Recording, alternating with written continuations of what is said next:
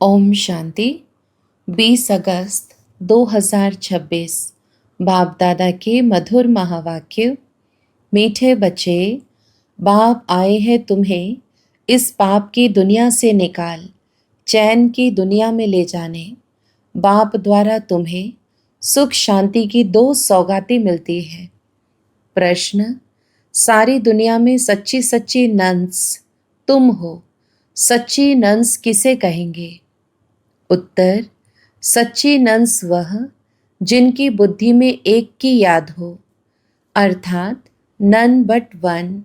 वे अपने को भल नंस कहलाती हैं, लेकिन उनकी बुद्धि में सिर्फ एक क्राइस्ट की याद नहीं, क्राइस्ट को भी गॉड का बच्चा कहेंगे। तो उनकी बुद्धि में 2 है और तुम्हारी बुद्धि में एक बाप है, इसलिए तुम सच्ची सच्ची नंस हो। तुम्हें बाप का फरमान है, पवित्र रहना है। गीत: इस पाप की दुनिया से। ओम शांति। मीठे मीठे रूहानी बच्चों ने गीत सुना। किसने सुना? आत्माओं ने। आत्मा को परमात्मा नहीं कहा जा सकता, मनुष्य को भगवान नहीं कह सकते। अच्छा, अभी तुम हो ब्राह्मण, तुमको अभी देवता नहीं कहा जाता। ब्रह्मा को भी देवता नहीं कहा जा सकता। भल कहते हैं ब्रह्मा देवताय नमः, विष्णु देवताय नमः, परंतु ब्रह्मा और विष्णु में तो बहुत फर्क है। विष्णु को देवता कहा जाता है, ब्रह्मा को देवता नहीं कह सकते, क्योंकि वह है ब्राह्मणों का बाप। ब्राह्मणों को देवता नहीं कहा जा सकता।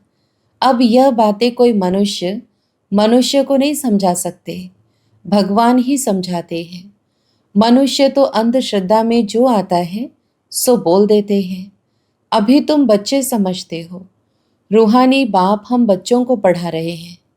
अपने को आत्मा समझना चाहिए। अहम आत्मा यह शरीर लेती है। अहम आत्मा ने 84 जन्म लिए हैं। जैसे जैसे कर्म करते हैं वैसे शरीर मिलता है। शरीर से आत्मा अलग हो जाती है तो फिर शरीर से प्यार नहीं रहता, आत्मा से प्यार रहता है। आत्मा में भी प्यार तब है जबकि आत्मा शरीर में है। पितरों को मनुष्य बुलाते हैं, शरीर तो उनका खत्म हो गया, फिर भी उनकी आत्मा को याद करते हैं, इसलिए ब्राह्मण में बुलाते हैं। कहते हैं फलाने की आत्मा आओ, यह भोजन आकर खाओ। गोया आत्मा में मोह रहता है, परंतु पहले शरीर में मोह था, वह शरीर याद आता था। ऐसे नहीं समझते कि हम आत्मा को बुलाते हैं। आत्मा ही सब कुछ करती है। आत्मा में अच्छे व बुरे संस्कार रहते हैं। पहले पहले है देह अभिमान, फिर उसके बाद और विकार आते हैं। सबको मिलाकर कहा जाता है विकारी। जिसमें यह विकार नहीं है उनको कहा जाता है निर्विकारी। यह तो समझते हो। बरोबर भारत में जब देवी देवता थे तो उनमें दैवी गुण थे। इन लक्ष्मी नारायण का है ही देवी देवता धर्म। जैसे क्रिश्चियंस धर्म में मेल अथवा फीमेल सब क्रिश्चियन है, यह भी कहा जाता है देवी देवता। राजा रानी प्रजा सब देवी देवता धर्म के हैं। यह बहुत उच्च सुख देने वाला धर्म है। बच्चों ने गीत भी सुना। यह आत्मा ने कहा कि बाबा ऐसी जगह ले चलो जहाँ मुझे चैन शांति हो। वह तो है सुख धाम और शांति धाम। यहाँ बड़े बेचैन हैं। सतयुग में बेचैनी होती नहीं। आत्मा जानती है बाबा बेगर कोई चैन की दुनिया में ले जा नहीं सकते हैं। बाप कहते हैं मुक्ति और जीवन मुक्ति, यह 2 सौगातें मैं कल्प कल्प लाता हूँ, परंतु तुम भूल जाते हो। ड्रामा में भूलना ही है। सब भूल जाए तब तो मैं आऊँ। अभी तुम ब्राह्मण बने हो, तुमको निश्चय है हमने 84 जन्म लिए हैं। जो पूरा ज्ञान नहीं उठाएंगे वह पहले नई दुनिया में भी नहीं आएंगे। त्रेता व त्रेता के अंत में आ जाए। सारा मदार है पुरुषार्थ पर। सतयुग में सुख था, इन लक्ष्मी नारायण का राज्य था। अच्छा, इसके अगले जन्म में यह कौन थे किसको पता नहीं है। अगले जन्म में यह ब्राह्मण थे, उससे पहले शूद्र थे, वर्णों पर तुम अच्छी रीति समझा सकते हो। अभी तुम समझते हो हम 21 जन्म के लिए चैन पाएंगे। बाबा हमको वह रास्ता बता रहे हैं। हम अभी पतित हैं, इसलिए बेचैन हैं, दुखी हैं। जहाँ चैन हो उसको सुख शांति कहेंगे। तो अब तुम बच्चों की बुद्धि में आदि मध्य अंत का ज्ञान है। समझते हो बरोबर सतयुग में भारत कितना सुखी था। दुख अथवा बेचैनी का नाम नहीं था। अभी तुम पुरुषार्थ कर रहे हो स्वर्ग में जाने लिए। अभी तुम बने हो ईश्वरीय संप्रदाय के और वह है आसुरी संप्रदाय के। कहते हैं ना पाप आत्मा, आत्माएं अनेक हैं, परमात्मा एक है। सब ब्रदर्स हैं, सब परमात्मा हो नहीं सकते। इतनी थोड़ी सी बात भी मनुष्य की बुद्धि में नहीं है। बाबा ने समझाया है ये सारी दुनिया बड़ा बेहद का टापू है। वह छोटे छोटे टापू होते हैं। इस बेहद टापू पर रावण का राज्य है। इन बातों को मनुष्य नहीं समझते हैं। वह तो सिर्फ कहानियां सुनाते रहते हैं। कहानियों को ज्ञान नहीं कहा जाता। उनसे मनुष्य सद्गति को पा नहीं सकते। ज्ञान से सद्गति मिलती है। ज्ञान देने वाला है एक बाप, दूसरा न कोई। भक्तों की भगवान ही आकर रक्षा करते हैं। मनुष्य मनुष्य की रक्षा नहीं कर सकते। शिव बाबा सभी बच्चों को वर्षा देते हैं। वह बाप भी है, शिक्षक भी है, सतगुरु भी है, वकील बैरिस्टर भी है, क्योंकि जमघटों की सजा से छुड़ाने वाला है। सतयुग में कोई भी जेल में नहीं जाएंगे। बाप सबको जेल से छुड़ाते हैं। बच्चों की सर्वश्रेष्ठ सब मनोकामनाएं पूरी होती हैं। रावण द्वारा अशुद्ध कामनाएं पूरी होती हैं। बाप द्वारा शुद्ध कामनाएं पूरी होती हैं। शुद्ध कामनाएं पूरी होने से तुम सदा सुखी बन जाते हो। अशुद्ध कामना है पतित विकारी बनना। पावन रहने वाले को ब्रह्मचारी कहा जाता है। तुमको भी पवित्र रहना है। पवित्र बन और पवित्र दुनिया का मालिक बनना है। पतित से पावन एक बाप ही बनाते हैं। साधु संत आदि तो विकार से पैदा होते हैं। देवताओं के लिए ऐसे थोड़े ही कहेंगे। वहाँ विकार होते ही नहीं। वह है ही पावन दुनिया। लक्ष्मी नारायण संपूर्ण निर्विकारी थे। भारत पवित्र था। यह अभी तुम समझते हो। सतयुग में प्योरिटी थी तो पीस प्रॉस्पेरिटी थी। सब सुखी थे। रावण राज्य जब से हुआ है तो गिरते आए हैं। अभी तो कोई काम के नहीं रहे हैं। एकदम कौड़ी मिसल बन गए हैं। अब फिर हीरे मिसल बाप द्वारा बनते हो। भारत जब सतयुग था तो हीरे जैसा था। अब तो कौड़ी मिसल भी नहीं है। अपने धर्म का ही किसको पता नहीं पड़ता है। पाप करते रहते हैं। वहां तो पाप का नाम नहीं। तुम देवी देवता धर्म के नामी ग्रामी हो। देवताओं के ढेर चित्र हैं। और धर्मों में देखेंगे एक ही चित्र रहता है। क्रिश्चियंस पास एक ही क्राइस्ट का चित्र होगा। बौद्धियों के पास एक ही बुद्ध का। क्रिश्चियंस क्राइस्ट को ही याद करते हैं। उनको नन्स कहा जाता है। नन्स माना सिवाय एक क्राइस्ट के और कोई नहीं। इसलिए कहते हैं नन बट क्राइस्ट। ब्रह्मचारी रहते हैं। तुम भी नन्स हो। तुम अपने गृहस्थ व्यवहार में रहते नन्स बनती हो। एक ही बाप को याद करती हो। नन बट वन, एक शिव बाबा, दूसरा न कोई। उन्हों की बुद्धि में फिर भी दो आ जाते हैं। क्राइस्ट के लिए भी समझेंगे वह गॉड का बच्चा था, परंतु उनको गॉड की नॉलेज नहीं। तुम बच्चों को नॉलेज है। सारी दुनिया में ऐसा कोई नहीं जिसको परमात्मा की नॉलेज हो। परमात्मा कहाँ रहते हैं, कब आते हैं, उनका क्या पार्ट चलता है, यह कोई नहीं जानते।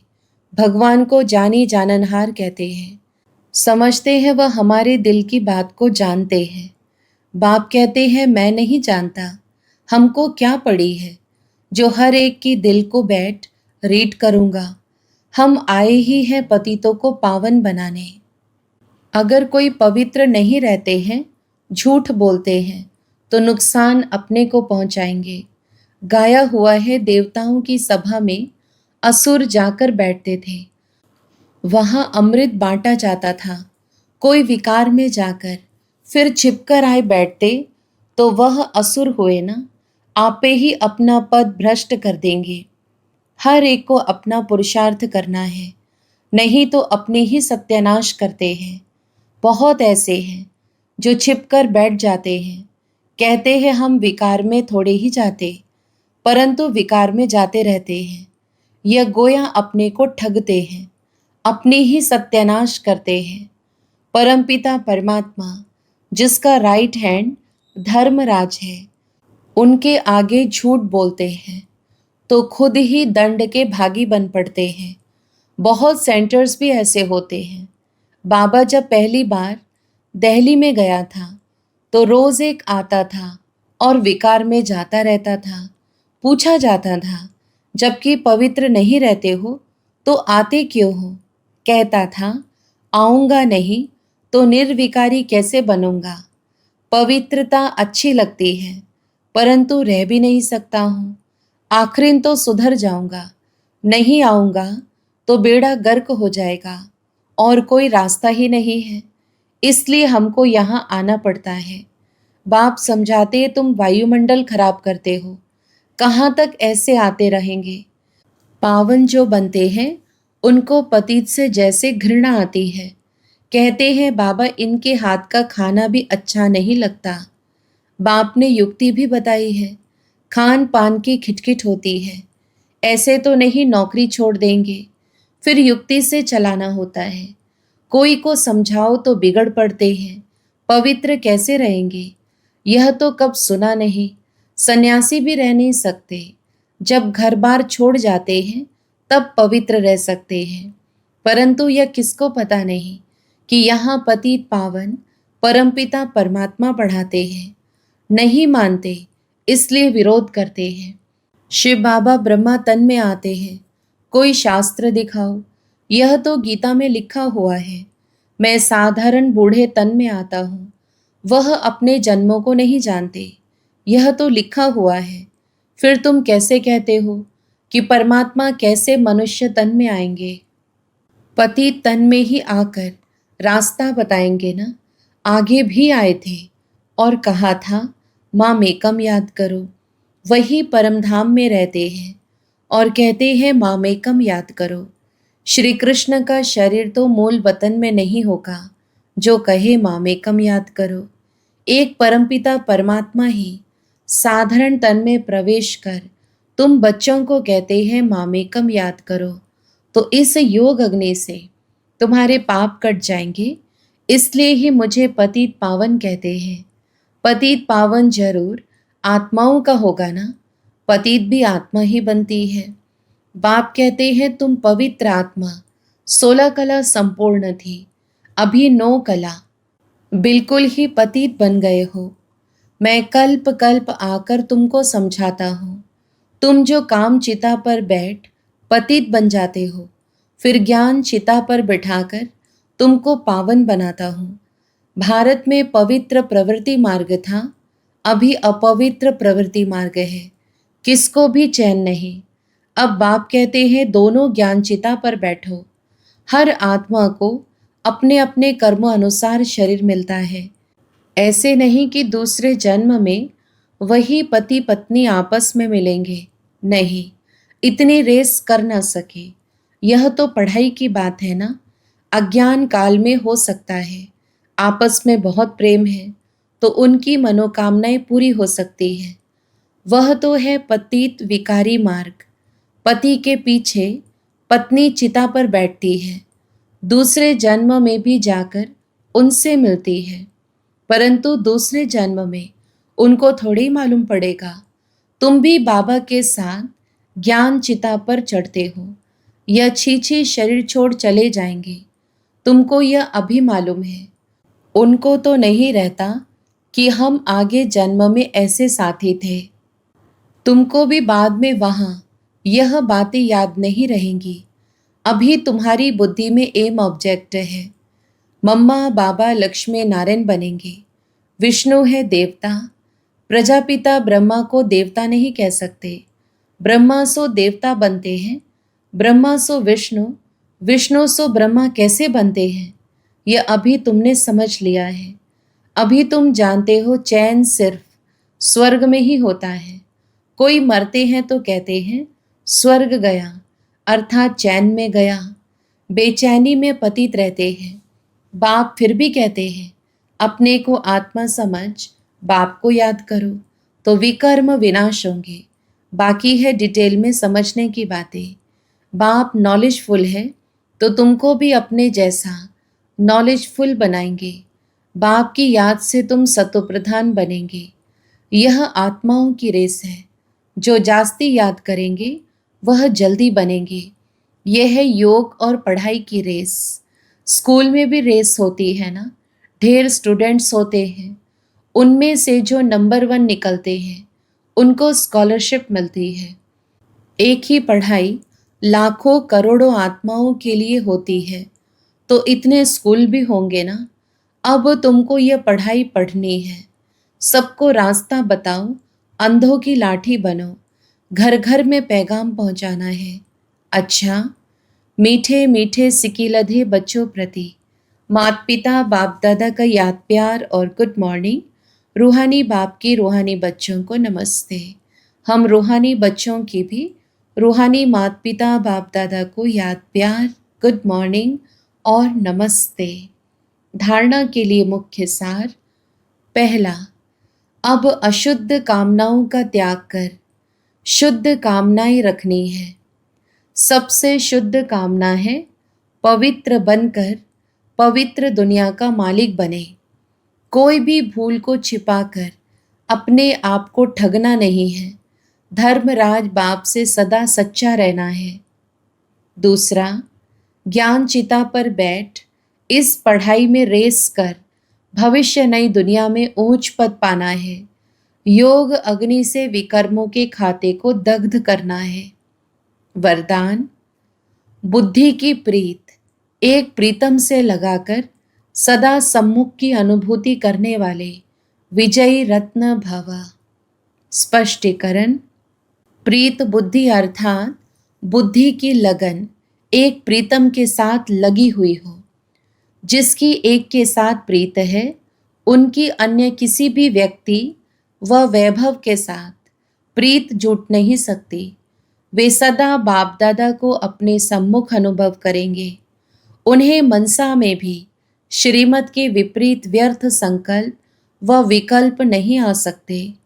उनके मुख से व दिल से यही बोल निकलते, तुम ही से खाऊं, तुम ही से बैठो, तुम ही से सर्व संबंध निभाओ। ऐसे सदा प्रीत बुद्धि रहने वाले ही विजयी रत्न बनते हैं। स्लोगन, चाहिए चाहिए का संकल्प आना भी रॉयल रूप का मांगना है। अव्यक्त इशारे, अपवित्रता के बीज को भी समाप्त कर संपूर्ण स्वच्छ अर्थात पवित्र बनो।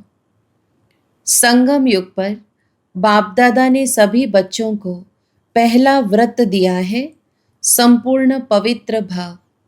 यह पवित्रता का व्रत सिर्फ ब्रह्मचर्य का व्रत नहीं है, लेकिन ब्रह्मा बाप समान हर बोल में पवित्रता का वाइब्रेशन समाया हुआ हो, हर संकल्प में पवित्रता का महत्व हो, हर कर्म में कर्मयोगी जीवन का अनुभव हो। इसको कहा जाता है ब्रह्मचारी सो ब्रह्मचारी। अच्छा, ओम शांति।